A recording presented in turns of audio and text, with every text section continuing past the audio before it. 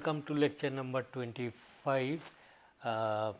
And if you recall that in our previous lectures, what I was trying to tell that how to solve a differential equation, say a y, if the forcing function x t, if x t can be expressed, if x t can be expressed in exponential form,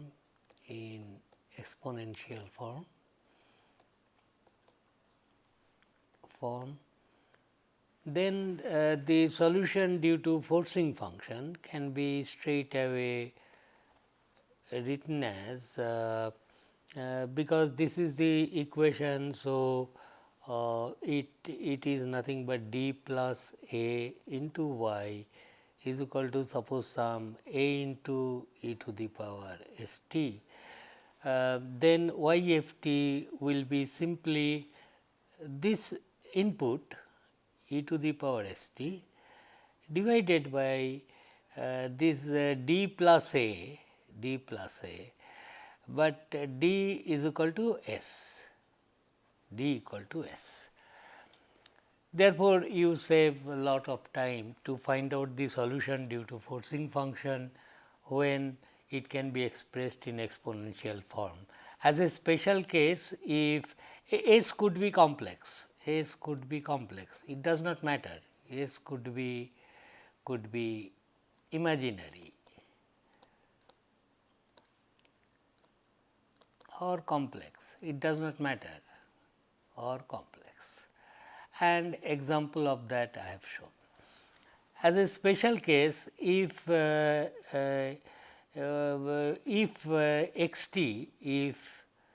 x t is equal to some constant, say is equal to a, which means that a into e to the power 0 into t, s is 0, that is s is 0, then also it is valid. Okay. Then whatever, and it need not be a first order differential equation, it could be a second order differential equation. For example, d2y dt2 plus a dy dt plus by is equal to a e to the power s t. Then solution due to forcing function will be simply the input signal e to the power s t divided by this will be, now you are accustomed to this a d plus b, where d should be replaced by s. There may be exceptions as I told you. Okay, and we applied this to find out the, because what happens is this, in electrical engineering, these sources in general will be either sinusoidally varying AC quantities, supply voltage of the grid is 50 hertz sinusoidally varying, or it could be the source could be a battery DC. So, therefore, when such a thing happens, then the solution due to forcing function can be written as it is. So, total solution, of course, that natural response will depend upon this one e to the power m 1 t plus a 2 e to the power m 2 t, and then this solution due to forcing function. Here, of course, you have to find out the characteristic roots. Depending upon if the roots are distinct, it will be the nature, and we have considered several cases earlier. Now, today what I am going to tell you, recall that while explaining the nodal analysis and loop analysis, you recall these things that I told you these sources were DC, is not. Just for example, if you recall this thing. Suppose there are only two meshes are there, mesh analysis R1, R2, this is a R3, this is a E1 battery.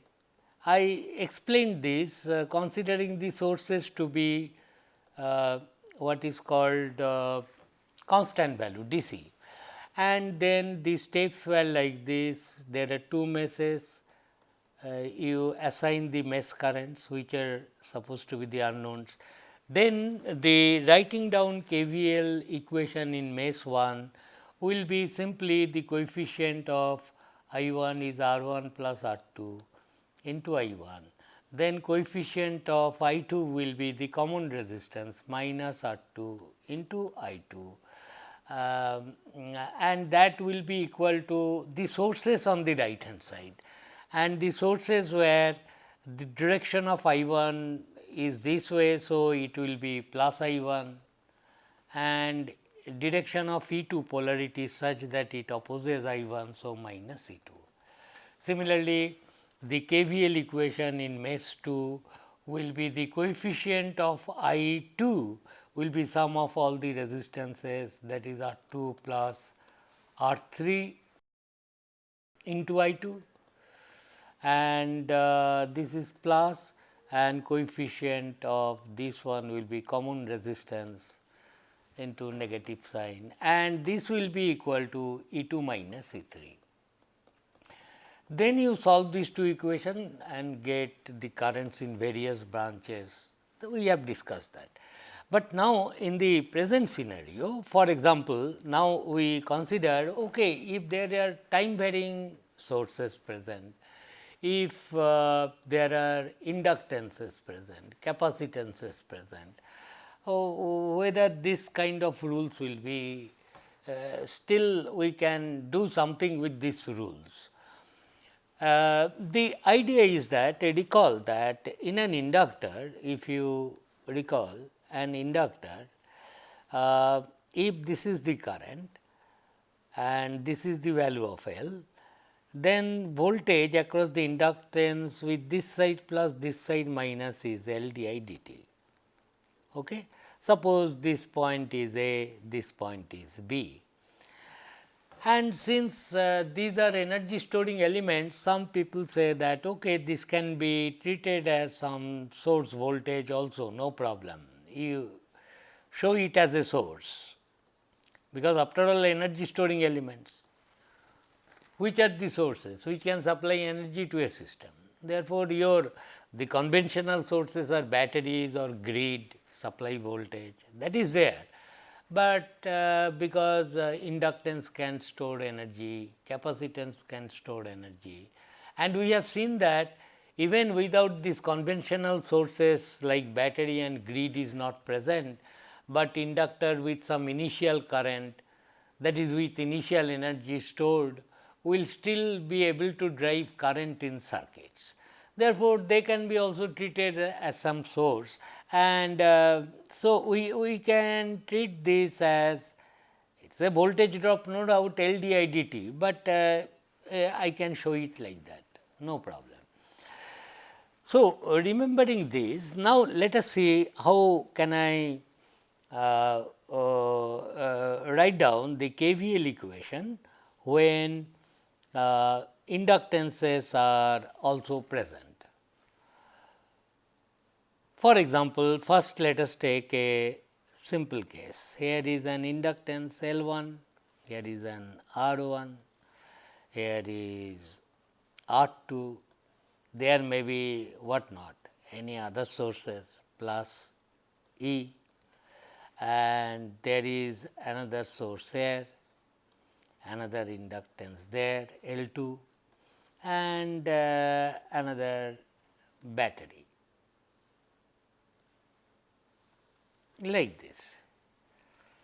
And here is a source which is time varying, plus minus V t is the applied voltage, supply voltage, which could be any time varying function. So, this circuit I have to solve, and suppose I say that I have learned this mesh analysis, why not apply it here? Now, first thing is, in this case what you have to do is this, you assign the mesh currents, and it is expected, since the source voltage is time varying, currents in these circuits also will be time varying, and it is customary to represent time varying current with small letters. Generally people do not write capital I 1, capital I 2, small I 1 t and small I 2 2. It is expected they will be function of time, because energy storing elements are present. Now, the question is, I want to write down the KVL equation in this one. So, this is then this you have assumed I 1. So, voltage drop across the inductance will be L 1 d I 1 dt, and voltage drop in this inductor, see I 2 is flowing. So, plus minus L 2 d I 2 dt. Once you do this, and suppose this voltage is E 1 and this voltage is E 2, then I will once again apply the same technique in this way. See, coefficient of I 1, so far as resistances are concerned, it is fine. I will write it like this, that is coefficient in mesh 1 in mesh 1 KVL equation in mesh 1. It will be sum of the resistances R 1 plus R 2 into this small I 1, that will be there, sum of all the resistances. Do not add R 1 plus R 2 plus L 1, then you will be making mistake, because the voltage drop across the inductance is L 1 d I 1 dt, not I 1. So, okay, with resistance this is what we have learned. So, this will be the coefficient of I 1. What will be coefficient of, this is suppose R 3, coefficient of I 2, it will be minus R 2 into I 2, is not? This will be the coefficient of I 2. And then this should be equal to all sources I will write on the right hand side. So, as you can see, it will be the polarity of supply voltage is such, I will write V s t the same way as I 1, capital E 1 minus E 1, we know this. And then there is another source here, because it is L 1 d I dt, treat the inductor voltage drop to be source, and then the polarity of this source is such that write minus L 1 d I 1 dt. So, by inspection I am writing now, that you must understand. So, this will be the mesh equation here, and in the second, in mesh 2, KVL will be equal to coefficient of I 2 will be equal to R 2 sum of all the resistances plus R 3 into I 2, that is there. Then this is plus, and coefficient of I 1 is minus R 2 into I 1. So, minus R 2 into I 1 and sum of R 2 plus R 3 into I 2, and on the right hand side all the sources will be written, including the inductance voltage drop. So, it will be equal to, as you can see, it is E 1 plus I 2 minus E 2 minus E 2, and the polarity of this voltage is minus L 2 d I 2 dt. So, this will be the KVL equation. One can use the same concept as that one, only thing, since things are time varying, it is not all terms are I 1, there is d I 1 dt. So, there will be differential equation you have to solve. And how to solve differential equations? We know that. So, you have to eliminate I 2 from one equation, get the eliminate I 2, write it here and form a differential equation with I 1 alone and then solve for I 1, then I 2. So, this is the idea I am telling what you can do. Similarly, nodal analysis. Nodal analysis also in the same way you can write. For example, I will say that I have a circuit like this.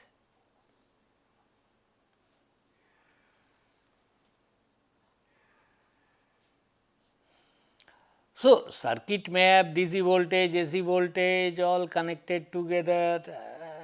There may be time varying voltage also. This is R 3, this is R 2, this is R 1 and here is your supply voltage plus minus V s t time varying. And I want to apply nodal method.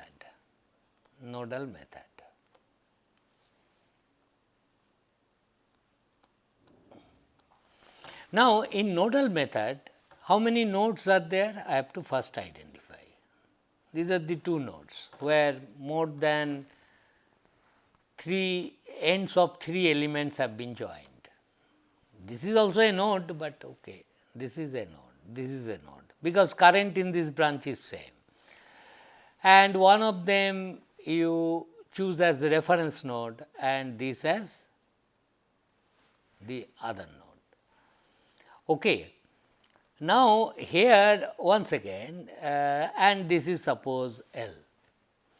So, what we have been doing so far that okay, this will be the thing. Now, I have to write down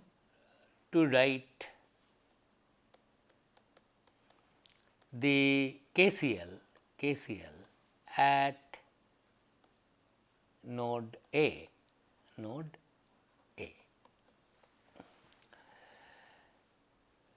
Is not that is VAO is the unknown VAO, this node voltage. So, what will be the coefficient of VAO? We used to say that it will be sum of reciprocal of all the resistances connected to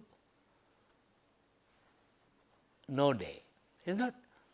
There is only one node, so there is no problem.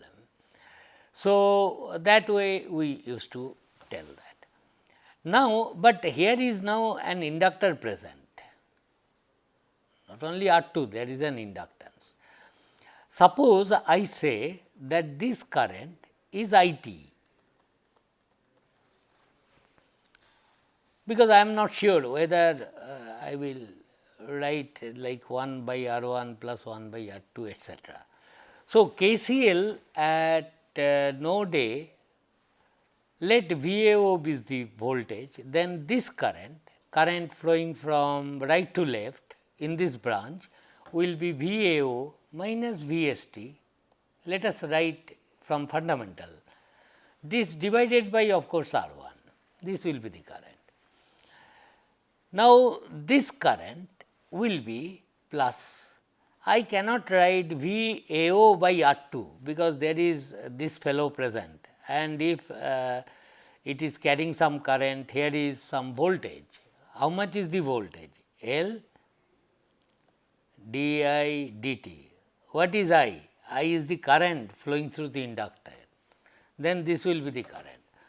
So, this plus this current I t and plus here no problem, because VAO minus E 2 by R 3 and this must vanish at all times. So, this is the equation. Now, therefore, you see, or the coefficient of this one VAO will be 1 by R 1 plus 1 by R 3, that is this term and this term, into VAO. Then plus IT is there, and on the right hand side we write the sources VST by R1, no problem, VST by R1 pushing current there, and E2 by R3 plus E2 by R3, isn't it? This will be the thing. So, it looks like there are now two unknowns apart from this VAO. There is I must know I. Now, if you see, you know that VAO, I told you several times, to find out potential of point A with respect to O, you start your journey from O and reach the point A via any path you like. Now, I will choose suppose this path, then VAO will be equal to, from this to this, it is L di dt plus R2 into this I, is not? This is the VAO part. Got the point? Potential of this point, this node with respect to this is, start your journey from this to this, you get L di dt minus 2 plus, then from this to this once again minus 2 plus, that is R2 into I. This will be the drop here. So, this is the other equation. Therefore, I can substitute for VAO this quantity and get an expression for the current IT alone, and it will be as usual a second order differential equation, not second order, a first order differential equation, and then I will solve it by the method we have learned. So, essential thing is you have to form a differential equation correctly. For example, what here once again this circuit can be drawn R1, this is R2, no doubt this is R2, and this can be written as a source plus minus, but this source voltage is L di dt, mind you, is not? That is what I told you, because after all inductance energy storing element, so L di dt, and this you can write it as a source plus minus L di dt. That is what I have done here, L di dt. This was R3, this was your E2. So this is your supply voltage, which is like this. Therefore, if you treat it as a source, but what is this I? I is this current. I is this current. Therefore,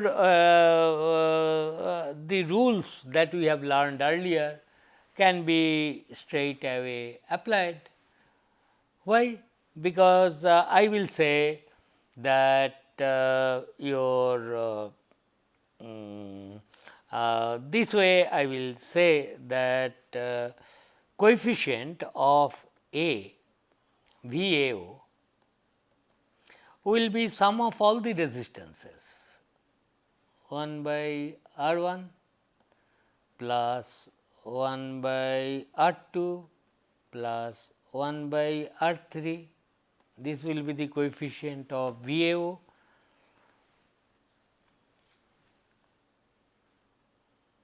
No, this is there, and coefficient and that is all. This is the thing, only one node, this will be the thing, and this will be equal to the sources connected. So, VST divided by R1, current drives there, plus this voltage, here is a voltage source here also, L di dt, this voltage divided by R2 will be the current going there, is not? and plus another source is there, which also pump current. The polarity is such, it is trying to pump current to A. So, that is why plus E 2 by R 3. This is one and the same thing. See, the same equation so sometimes what you do, you replace the inductance by showing it as a voltage source, L d I dt. But this equation has two unknowns, VAO and I. Then the other equation is this one, this one.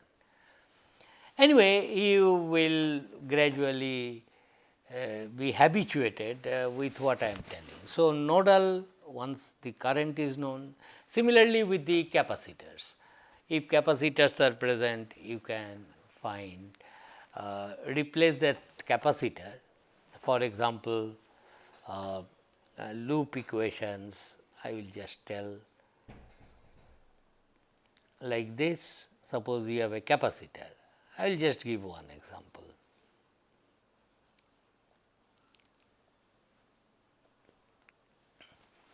And here is a voltage source, which is suppose time varying VST.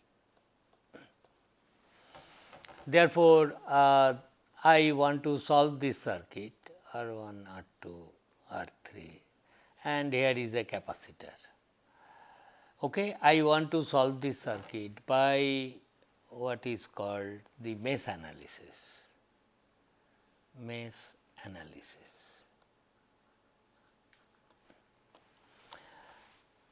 So, for capacitor, you generally choose the unknown as the capacitor voltage, is not? That is what you choose. But once you choose that, this current from top to bottom, this current I will be equal to C dV dt. I am ready with this equation before I start solving. Okay. You have assumed this to be voltage, then the current flowing into the positive plate of the capacitor is C dV dt. That is there. Now, there are two meshes. So, you choose this mesh current to be I 1,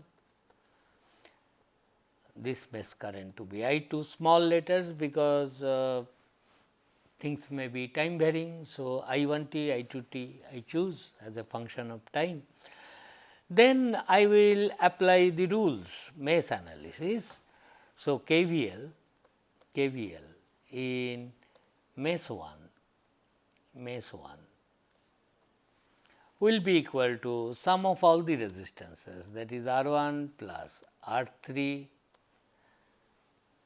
that will be the coefficient of I 1, coefficient of I 2 will be minus R 3 into I 2, that will be there, and on the right hand side all the source voltages. What are the source voltages? VST plus, because I 1 is flowing like this, VST, and there is another source voltage VT minus VT.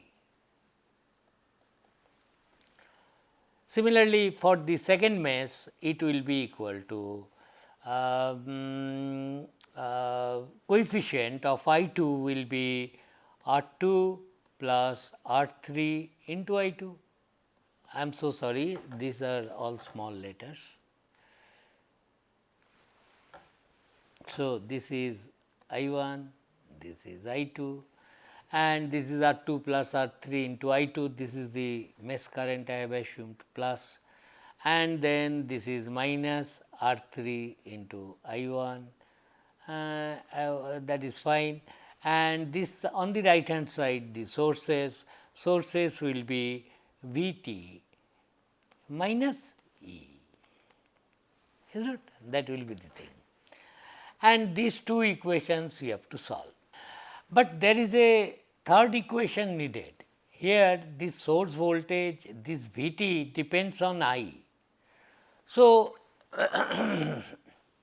so I is nothing but, this I is nothing but I 1 minus I 2.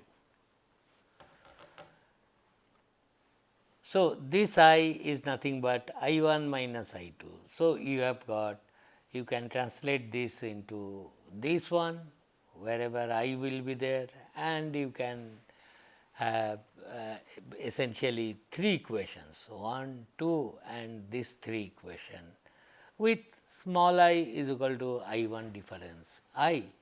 Therefore, that is what I want to say. This equation is I 1 minus I 2 is equal to C dV dt. This is the third equation. How many unknowns are there? I 1, I 2 and V. How many equations are there? 3 equations. So, I will be able to solve for either I 1 or I 2 or V. So, I 1, I 2 and small v can be solved,